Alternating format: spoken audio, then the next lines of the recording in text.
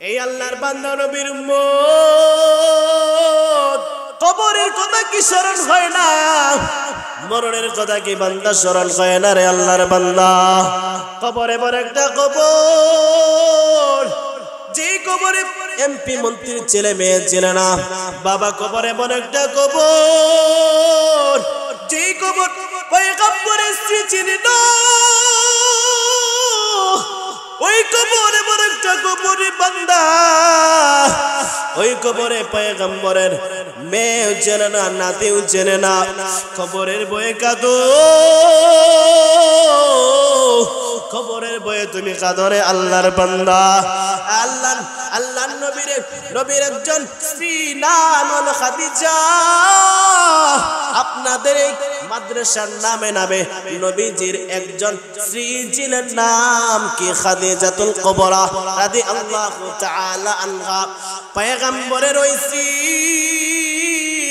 খাদিজা একদিন নবীর মধ্যে কাঁদেন, হাওমাও করে কাঁদেন। নবী আমার জানায় যে, ও আমার খাদিজা, তুমি কেন কেন কেন একা একা তুমি রুমের মধ্যে কেন কাঁদো রে খাদিজা? খাদিজা জানায় দে, এ নবী আমার, আমি কাঁদি কবরের ভয়ে। আমি খাদিজা ওই কবরে যাব, আমি খাদিজা কিনি কবরে যাব, আমি কবরে বই কাঁদি। খাদিজা জানায় দে, নবী আমার, আমি কাঁদি কবরে বই, কবরে আমি কিনে যাব নবী আমার। আর একটা কারণে কাঁদি, ও নবী আমার, আমি আপনার স্ত্রী খাদিজা আজকে দুনিয়া থেকে চলে যাব। ও নবী আমার, আমি দুনিয়া থেকে চলে যাওয়ার পর আমি খাদিজা যখন ওই দুনিয়া থেকে চলে যাব, বেঈমানরা আপনাকে কত আঘাত করেছি, আমি দুনিয়াতে থাকবো না। বেঈমানরা আপনাকে কত আঘাত দিবে রে নবী, আপনাকে কত গালি দিবে। ও নবী আমার, এই বই আমি কাঁদি নবী আমার। এই বেঈমানেরা আমার নবীকে কত আঘাত করছে রে। এ নুরুল্লাহর মুসলমানেরা জানো, আল্লাহ নবী ওই নবীজির স্ত্রী খাদিজাতুল কুবরা রাদিয়াল্লাহু তাআলা আনহা এমন একজন স্ত্রী ছিলেন। এই আল্লাহ নবী জানায় দেন, আল্লাহ নবী একদিন রুমের মধ্যে কাঁদেন। আল্লাহ নবী একদিন কি রুমের মধ্যে শুধু কান্নাকাটি করেন, শুধু কাঁদেন আর কাঁদেন। খাদিজাতুল কুবরা জানায়, আয়েশা জানায় দে, আল্লাহ নবী একদিন রুমের মধ্যে কাঁদেন। আয়েশা জানায় দে, ও নবী আমার, আপনি কেন কাঁদেন? আপনার ওই কলিজা টুকরা মেয়ের জন্য বুঝি কাঁদেন? আপনার ওই আদর নাজি হাসান হুসাইনের জন্য কাঁদেন নবী আমার।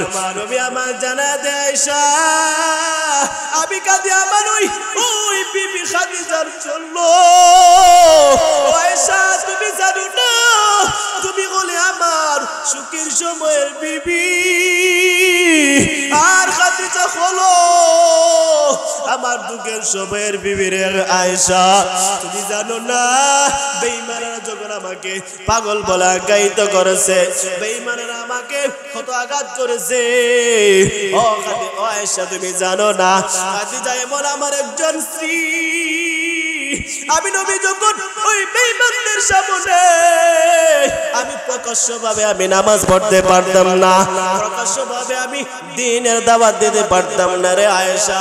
ও আয়েশা, এমন আমার স্ত্রী খাদিজার ব্যাপারে তুমি জানো না রে আয়েশা। আমার খাদিজা এমন একজন স্ত্রী, আমি নবী যখন সিজদার মধ্যে যাইতাম, বেঈমানেরা আমি নবীর ওই পিঠের উপরে কত বাড়ি বাড়ি জিনিসগুলো লাগছো, আর খাদিজা এসে আমি ওই বাড়ি বাড়ি জিনিসগুলো সরাইয়া দিত। আমার কেউ ছিল না খাদিজা যারা, আমার কেউ ছিল না। ও আয়েশা, তুমি জানো আমি কেন কাঁদি? তোমার বলে আমার সুখী সময়ের বিবি আর খাদিজা হলো আমার দুঃখের সময়ের বিবি। আমি যখন ওই লুকায় লুকায় থাকতাম পাহাড়ের মধ্যে, যখন আমি নবী লুকায় থাকতাম খাবার জন্য, আমার বড় খিদা লাগতো। আমার স্ত্রী খাদিজা আমার জন্য কানা বানায় বানায় বানায় বানায় উঁচু পাহাড়, খাদিজা মহিলা উঁচু পাহাড়, ওই খাদিজা ওই উঁচু পাহাড় বে বে বে বে আমি নবীর জন্য রাস্তার ব্যবস্থা করে দিত।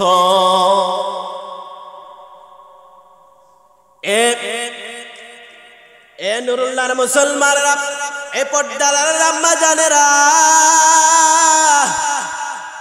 এই খাদিজার জীবনী পড়ো, আয়েশার জীবনীগুলো পড়ো, ফাতেমা রাদিয়াল্লাহু তাআলা আনহার জীবনীগুলো পড়ো, রাবেয়া বুসরির জীবনীগুলো পড়ো রে মা। ও পর্দার আড়ালের আম্মা জানেরা, ও নুরুল্লাহর মুসলমানেরা, ও পর্দার আম্মা জানেরা গো মা বোনেরা, তুমিও দাবি হয়ে যাইবা, তুমি দামি হয়ে যাইবারে মা। ও পর্দার মা, ওই খাদিজার জীবনগুলো পড়ে দেখবেন, আয়েশার জীবনগুলো পড়েন, ফাতেমার জীবনগুলো পড়ে রে মা। ও মা, ও মা, তোমার বড় দামি মা, তোমাদের গর্ব দেখে বড় বড় আলেমগণ দুনিয়ার জমিনে এসেছেন। শাহজালাল ইয়ামনি রাহমাতুল্লাহি আলাইহি, বড় বড় বড় বড় খাজা মুঈনুদ্দিন চিশতি আজমিরি রাহমাতুল্লাহি আলাইহি, বড় বড় বড় বড় আল্লাহর অলিগণ তোমার ওই তোমাদের ওই পেট থেকে জন্ম নিয়েছে রে মা। ও মা, তোমার কত দামি, আল্লাহর একজন ওলি, নাম হলো মুঈনুদ্দিন, খাজা মুঈনুদ্দিন চিশতি আজমিরি রাহমাতুল্লাহি আলাইহি, একজন বড় আল্লাহর ওলি।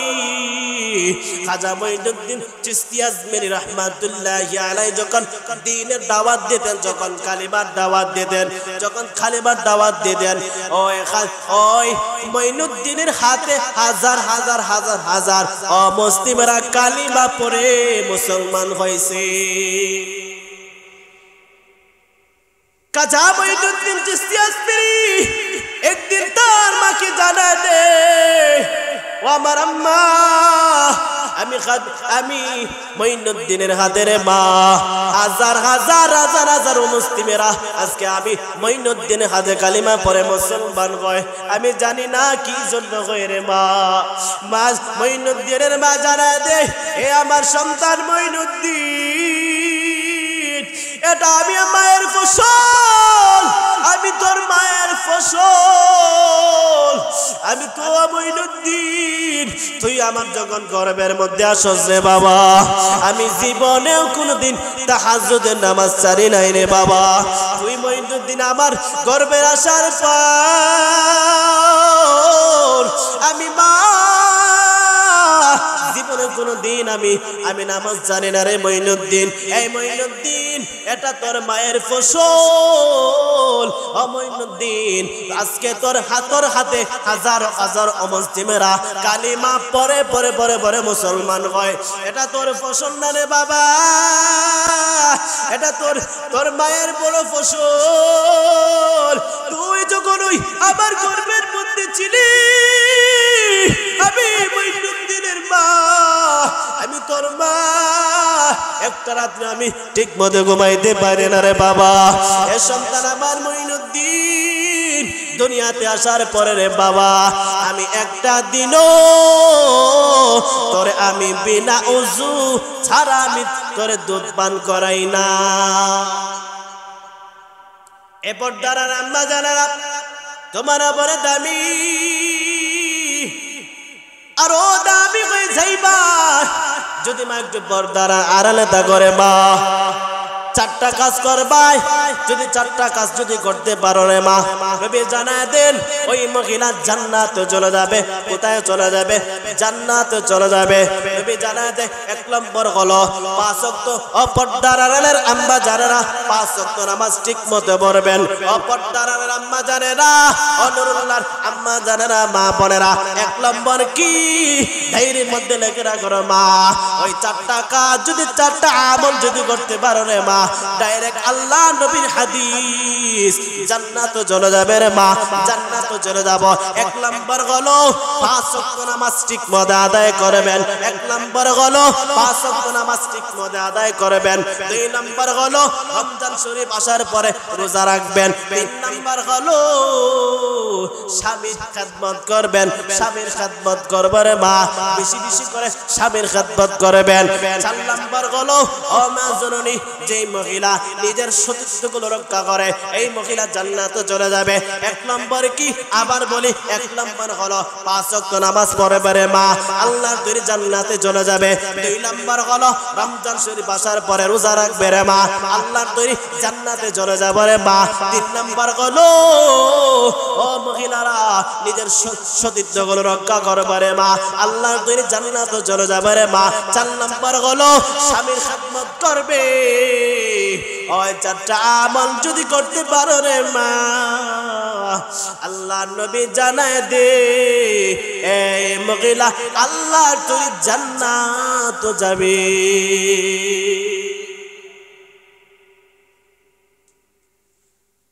আল্লাহর তৈরি জান্নাতে যাবে তাই এই চারটা আমল আপনাদের খেদমতে আমি একটা আমলের কথা বলেছি আপনাদের পুরুষের একটা আমলের কথা বলেছি বেশি বেশি করে দুরূদ কি দুরূদ পাঠ করবেন আর পর্দার আম্মার জন্য একটা আমল আপনাদের চারটা আমল আপনারা করবেন যদি চারটা আমল করতে পারেন আল্লাহ তাআলা আপনাদেরকে জান্নাত ঢুকায় দিবেন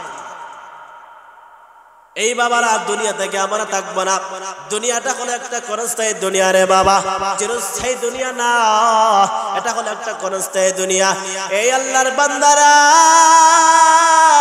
দুনিয়াতে তুমি কাঁদো এই আল্লাহর বান্দা তুই কত বড় গুনাহগার এই আল্লাহর বান্দারা তোর গুনাহ নাকি পাহাড় পরিমাণ হয়ে গেল রে বান্দা এই গুনাহটা আমার আল্লাহ তাআলার কাছে কিছুই না রে বান্দা এই আল্লাহর বান্দা ওই গুনাহটা কি তোর গুনাহটা কি জমিন পর্যন্ত হয়ে গেল আসমান পর্যন্ত হয়ে গেল রে বাবা এই আসমান পর্যন্ত গুনাহ ওই পাহাড় পরিমাণ গুনাহ আমার আল্লাহ তাআলার কাছে কিছুই না রে বান্দা তবে রে বান্দা আমি তোরে একটা সুযোগ দিলাম যদিও তুই শয়তানের ধোঁকায় পড়িয়া বান্দা গুনাহ করছস রে বান্দা তওবা নামক আমি একটা সুযোগ দিলাম ওই বান্দা তুই আমি আল্লাহ তাআলার কাছে তওবা করে রে বান্দা আমি ওই তওবা করার কারণে আমি আল্লাহ তোর জিন্দেগানির সব গুনাহগুলো মিটায় দিব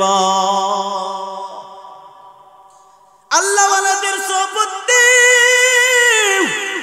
আলেমদের কদর করো কি আলেমদের কদর করে রে বাবা বড় বড় আলেমদের সম্মান করো আল্লাহ ওয়ালাদের কাছে চাও সাহাবায়ে কেরাম কেন তো দামি হয়ে গেলেন দামি কেন হইলেন কারণ আমার নবীর সাহাবায়ে কেরাম আল্লাহ রাসূলের সুহবত পাইছেন আল্লাহ রাসূলের সাথে থাকছেন সুহবত পাইছেন তুমিও কিন্তু দুনিয়াতে কিন্তু নবী নাই সাহাবায়ে কেরাম নাই তবে কাদের সুহবত নিব কাদের যাইব কাদের সুহবত নিব দুনিয়া জমিনে আলেম আছেন আলেমদের কাছে যাইবেন রে বাবা আলেমদের কদর করবেন আলেমদেরকে সম্মান করবেন আলেমদেরকে তুমি মহব্বত করবেন বড় বড় আলেমদের কাছে যাইবেন এবং বেশি বেশি আলেমদের কাছে গিয়ে দোয়া নেবেন আলেমদের কাছে গিয়ে একটু বসবেন একটু আলাপ আলোচনা করবেন নবীর ওই সাহাবায়ে কেরাম নবীর এত দামি হলেন নবীর সুহবত পাওয়ার কারণে বান্দা তুমি ভালো লোকের সাথে থাকবাই ভালো পাইবাই বিড়িওয়ালার সাথে থাকবাই বিড়িওয়ালা হইবাই গাজাওয়ালার ব্যক্তির সাথে থাকবাই গাজাখোর হইবারে বান্দা মদ পান করনেওয়ালার ব্যক্তির সাথে থাকবাই মদ পান করনেওয়ালা হইবারে বাবা আলেমদের কাছে সোহবতে থাকবাই আলেমদের সোহবত যদি লাগে বড় দামি হইবাই ভালো লোকের সাথে থাকর বাবা তুমি জানায় দেন সোহবতে সালে তুরা সালে গুনাত সোহবতে সালে তুরা তালে গুনাত তুমি জানায় দে সৎসঙ্গে আমার একটা ভালো লোকের সাথে থাকবাই ভালো পাইবাই, সৎ সঙ্গে স্বর্গবাস, অসৎ সঙ্গে সর্বনাশ। বান্দার ভালো লোকের সাথে থাকবাই ভালো পাইবাই, ভালো হইবাই। খারাপ লোকের সাথে থাকবারে বান্দা খারাপই হইবাই, খারাপই শিখবাই। সাহাবায়ে কেরাম কেন তো দামি?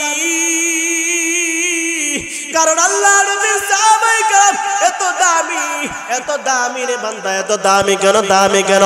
এমন দামি হইলেন এমন সাহাবায়ে কেরাম দুনিয়ার জমিনে আমার নবী 10 জন সাহাবায়ে কেরামকে দুনিয়ার জমিনে জান্নাতের সার্টিফিকেট দিয়েছেন। আমার নবী এইভাবে ঘোষণা করে দিয়েছেন, আলিফিল জান্নাতি, আবু বকর জান্নাতি, ওমর জান্নাতি, উসমান জান্নাতি। এইভাবে নবী আবার 10 জন সাহাবায়ে কেরামকে দুনিয়ার জমিনে জান্নাতের সার্টিফিকেট দিয়েছেন। ওই সাহাবায়ে কেরাম শুধু এত দামি জানো? কেমন দামি সাহাবায়ে কেরাম! আল্লাহ নবীর সাহাবায়ে কেরাম আল্লাহ তাআলাকে এমন ভাবে সন্তুষ্ট করেছেন, আল্লাহ কোরআনে জানায়া দেন রাদিয়াল্লাহু তাআলা আনহু ওয়া রাদুআন। আল্লাহ এমন ভাবে সাহাবায়ে কেরামের প্রতি সন্তুষ্ট হয়ে গেলেন, সাহাবায়ে কেরামের প্রতি এমন খুশি হয়ে গেলেন, এমন মর্যাদার পাত্র হয়ে গেলেন। আল্লাহ তাআলা সাহাবায়ে কেরামের প্রতি রাজি খুশি হয়ে গেলেন, সাহাবায়ে কেরাম আল্লাহ তাআলার প্রতি রাজি এবং খুশি হয়ে গেলেন। সাহাবায়ে কেরাম এত দামি কেন? কারণ আমার সাহাবায়ে নবীর সাহাবায়ে কেরাম আল্লাহর প্রত্যেকটা সুন্নাত ধরে চলেছেন। সাহাবায়ে কেরাম দুনিয়ার জমিনে দামি কেন? কেন রে বাবা? দুনিয়ার জমিনে 10 জন সাহাবায়ে কেরাম জান্নাতের সার্টিফিকেট পাইছে নবীর সাহাবতে থাকার কারণে। পরিশেষে আলেমদেরকে কদর করবেন, আলেমদেরকে এক চোখে তাকাইবেন না, আলেমদেরকে 2 চোখে তাকাইবেন। আল্লাহ তাআলা 2 চোখ দিচ্ছেন না, 1 চোখ। তাহলে আলেমদের বাকি 1 চোখ, আরেকজনের বাকি 1 চোখ না, চোখ আল্লাহ 2টা দিচ্ছেন। আলেমদের বাকি তাকাইবেন 2 চোখে। সবার আল্লাহ তাআলা 2টি চক্ষু দিয়েছেন, আলেমদের বাকি 2 চোখে তাকাইবেন, 1 চোখে তাকাইবেন না। আলেমদেরকে সম্মান করবেন, আল্লাহ তাআলা আপনাদেরকেও সম্মান বাড়ায় দিবেন। আলেমদেরকে সম্মান করবেন, কদর করবেন, আল্লাহ তাআলা আপনাকে উচ্চ স্থানে পৌঁছায় দিবেন। দুনিয়াতে আলেমদের যখন দোয়া করবে, কোরআনের হাফিজের দোয়া আল্লাহ তাআলার কাছে কবুল। আলেমদের দোয়া যখন দোয়া করে, আলেম কোরআনওয়ালা যখন বদদোয়া করে, এটাও আল্লাহ কবুল। আলেম যদি বদদোয়া করে কবুল, নেক দোয়া করলেও কবুল। বিধায় আলেমদেরকে সম্মান করবেন, আলেমদের কদর করবেন। সাহাবায়ে কেরাম দামি হয়েছে যে আল্লাহ রাসূলকে কদর করেছেন, আল্লাহ রাসূল সাহাবতে থাকছেন, তাই একটু সময় আলেমদের কাছে আসেন। আপনাদের মাদ্রাসা আছে, মাদ্রাসা আসার পরে এমনিতেই একটা সূরা নামাজের মাসলা মাসাইল হুজুরদের কাছে আসেন, শিখেন, বসেন। আলেমদের কাছে যখন বসবেন, এটার মধ্যে, এই জায়গার মধ্যে রহমত আর বরকত আল্লাহ তাআলা নাযিল। এটা কোরআনওয়ালার মা। আলেমদেরকে সম্মান করবেন যে আল্লাহ রাসূল সাল্লাল্লাহু আলাইহি সাল্লাম সাহাবায়ে এমন ছিলেন যে আল্লাহ রাসূলের জন্য জীবন পর্যন্ত দিয়েছে। আল্লাহ রাসূল জীবন পর্যন্ত দিয়েছে। অনেক সাহাবায়ে কেরাম নবীর জন্য জীবন দিয়েছেন, জীবন জান মাল সব কিছু কুরবান করেছেন। নবীর একজন আশিক সাহাবী ছিলেন যে হযরত হানজালা রাদিয়াল্লাহু তাআলা নবী, এই হানজালা রাদিয়াল্লাহু তাআলা আল্লাহ রাসূলের একজন জলিলুল কদর সাহাবী ছিলেন। হানজালা নতুন বিবাহ করেছে।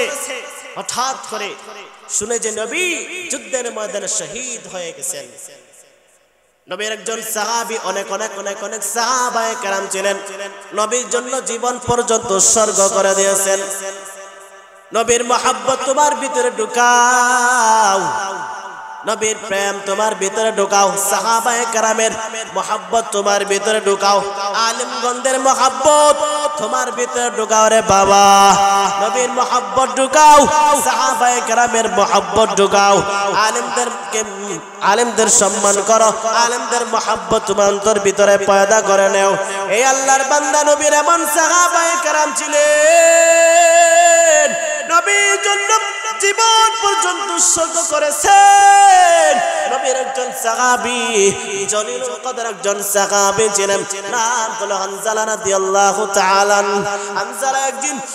হানজালা রাদিয়াল্লাহু তাআলা হানজালা রাদিয়াল্লাহু তাআলা নতুন বিবাহ করেছেন। হানজালা নতুন বিবাহ করার পর হানজালা যখন রাত্রি যাপন তার বিবির সাথে রাত্রি যাপন করলেন, হঠাৎ করে যখন হানজালা যখন গোসলখানার মধ্যে গেলেন, গোসলখানা যাওয়ার পরে রাস্তা দিয়ে কি যেন বলে যাইতেছে যে নবী মুহাম্মদ কতল হয়ে গেল। নবীর ওই আশিক একজন সাহাবী, নবীর একজন আশিকি সাহাবী, নবীর ওই জলিলুল কদর সাহাবী হানজালা নতুন বিবাহ করেছে রে বাবা। হানজালা যখন তার স্ত্রীর সাথে রাত্রি যাপন করেছে, হঠাৎ করে তার হানজালার কানের মধ্যে আওয়াজ আসছে, নবী আমার দুনিয়াতে নাই, নবী কতল হয়ে গেলেন, নবী শহীদ হয়ে গেলেন। হানজালা তার স্ত্রীকে জানায় দিয়েছে আমার নবী শহীদ। ও আমার স্ত্রী, আমি থাকবো না, তাড়াতাড়ি আমার স্ত্রী আমাকে বিদায় করে দাও। আমার নবী যুদ্ধের ময়দানে বড় শহীদ, আমি হানজালা তাড়াতাড়িকে আমি বিদায় করে দাও। হানজালা জানায় দিয়েছে আমি হানজালাকে বিদায় দেও।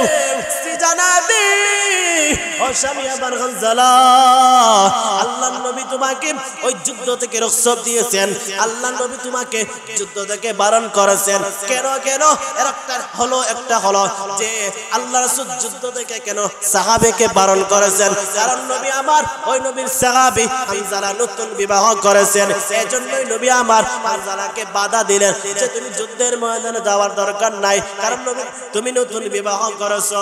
হানজালা নবীর একজন সাহাবী, আশিক সাহাবী। হানজালা স্ত্রী জানায় দে, হানজালা তার স্ত্রীকে জানায় দিয়েছে আমার তাড়াতাড়ি বিদায় দেও, আমি যুদ্ধের ময়দানে যাব। ওইদিকে আমার নবীর সাহাবায়ে কেরাম যখন যুদ্ধের ময়দানে যুদ্ধ করতেছেন, যুদ্ধ করতে করতে যখন হানজালা এই যুদ্ধের মধ্যে অংশগ্রহণ করেছেন, হানজালা ওই যুদ্ধের ময়দানে বেঈমানদের সাথে তখন বেঈমানদের সাথে লড়াই করে হানজালা নবীর ওই আশিকে সাহাবী শহীদ হয়ে গেলেন। হানজালা এখন নবীর কাছে হাজির।